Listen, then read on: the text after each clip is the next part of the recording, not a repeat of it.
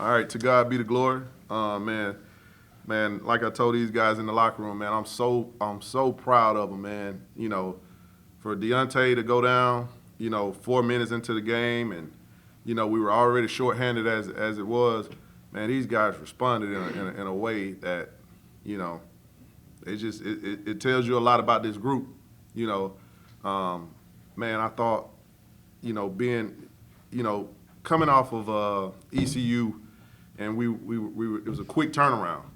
So like, man, you play a physical ECU team, and you get back Saturday night, and man, it's hard to come in here on Sunday and go bone on bone.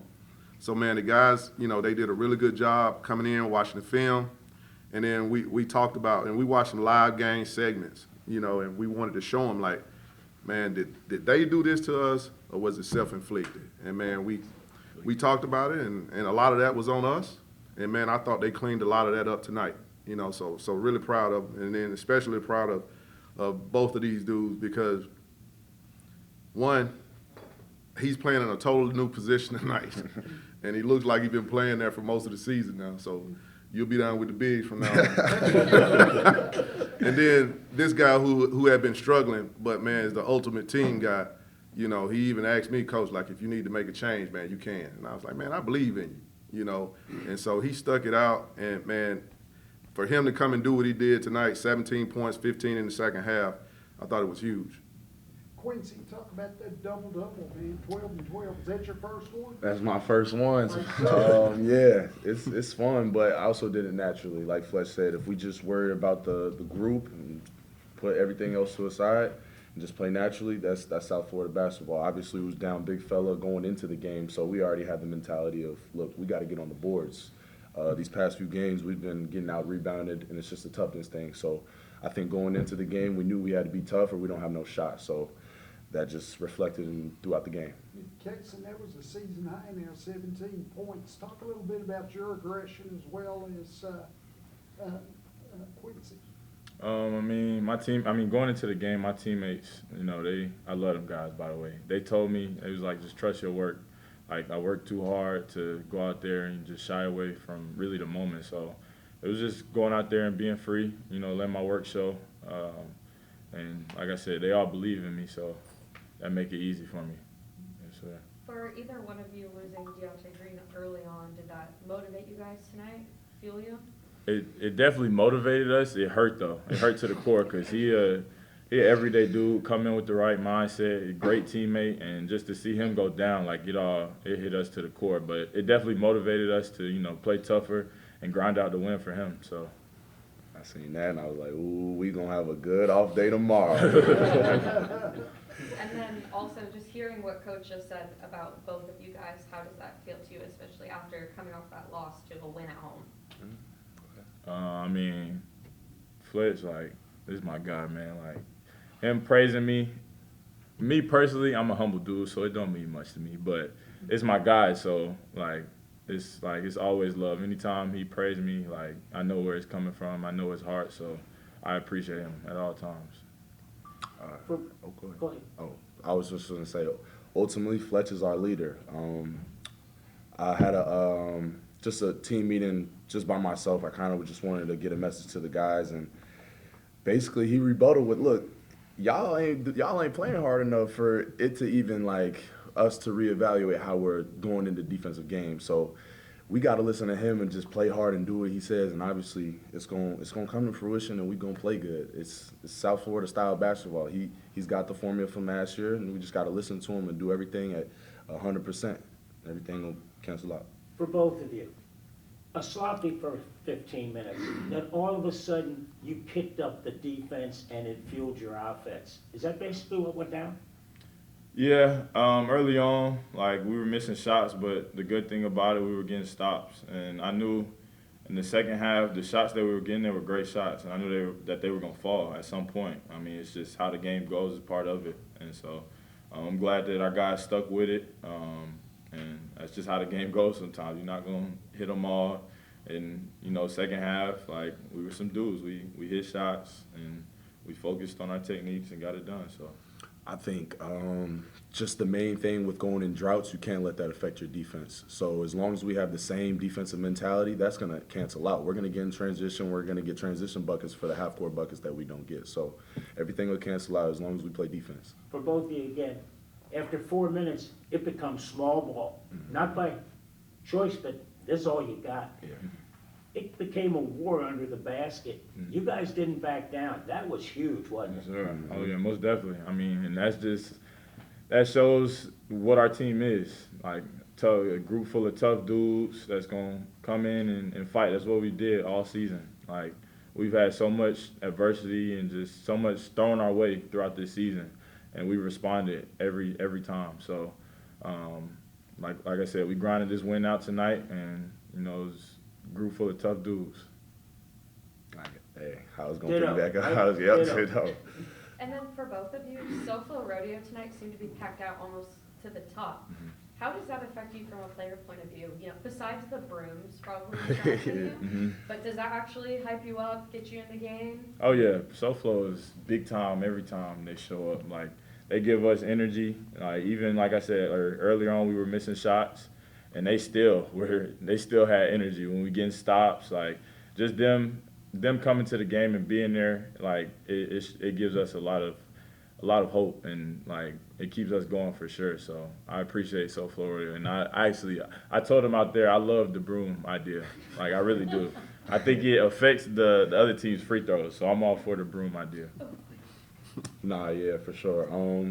Being undermanned, sometimes you got to let the crowd play into it as well. Get the momentum going, get the arena going. Now they can't hear what they got to go, what plays they got to run. So it's all momentum. Basketball is a game of runs, and they definitely helped us tonight.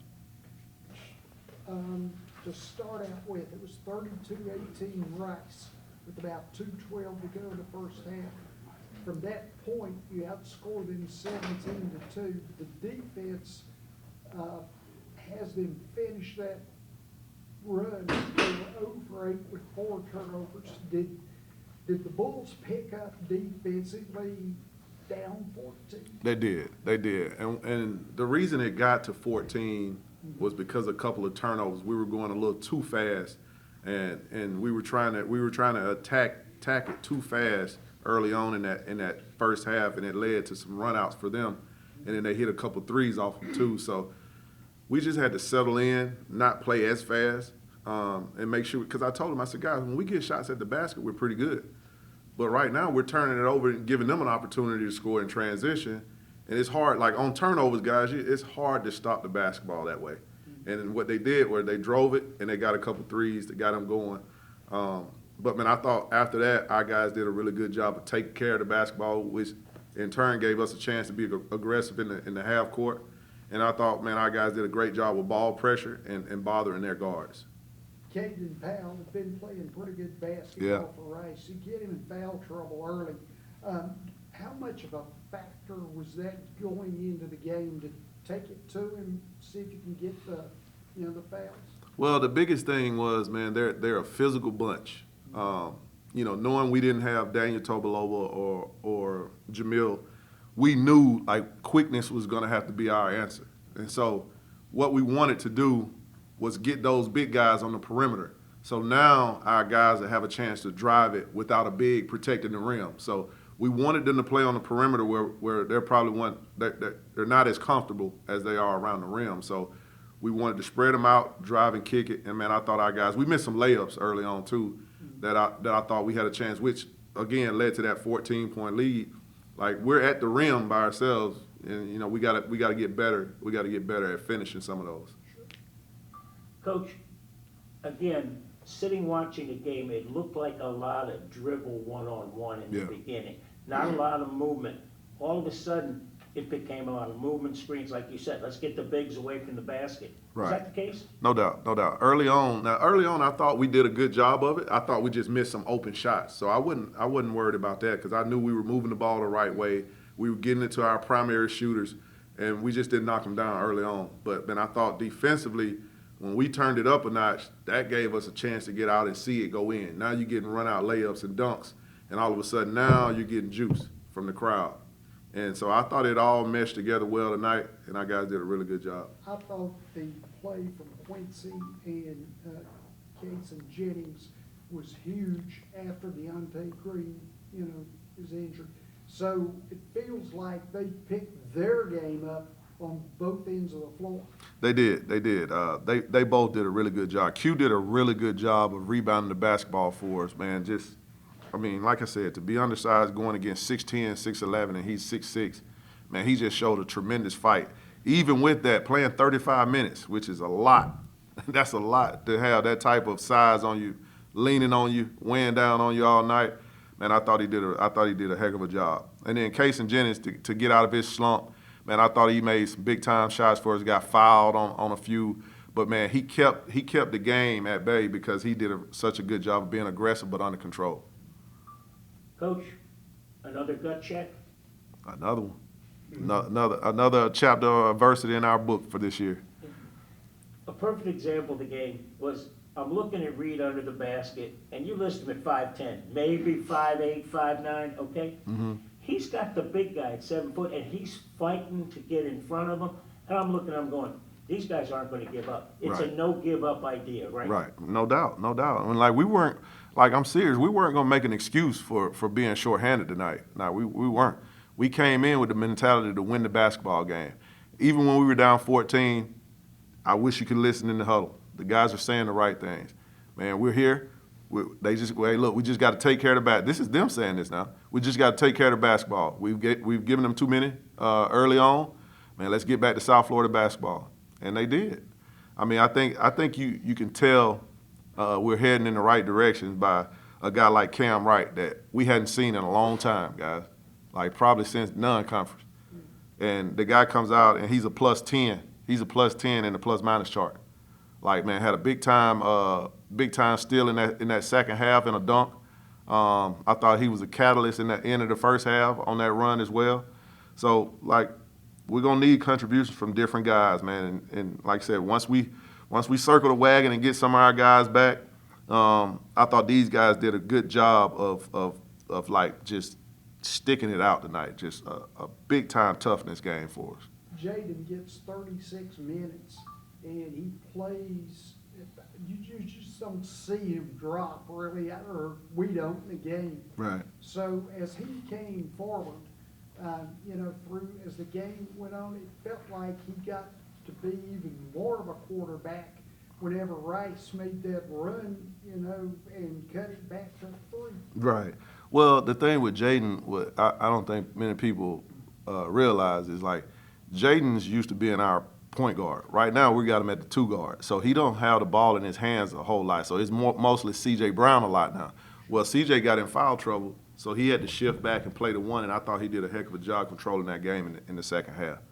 Man, just his ability to get to the paint is second to none. But like now, I thought you guys saw where, like, yes, he attacked some, but then he kicked it out and found guys, and that kind of got us going too. So like he may not have gotten the assist, but he got the hockey assist. So he skipped it out to Case and Jennings, and now Case and Jennings is one more into Q, who makes threes. And so his assist won't look like it tonight. It says he had 3, but I guarantee you, if you add in his hockey assist, he's probably up around 6 or 7.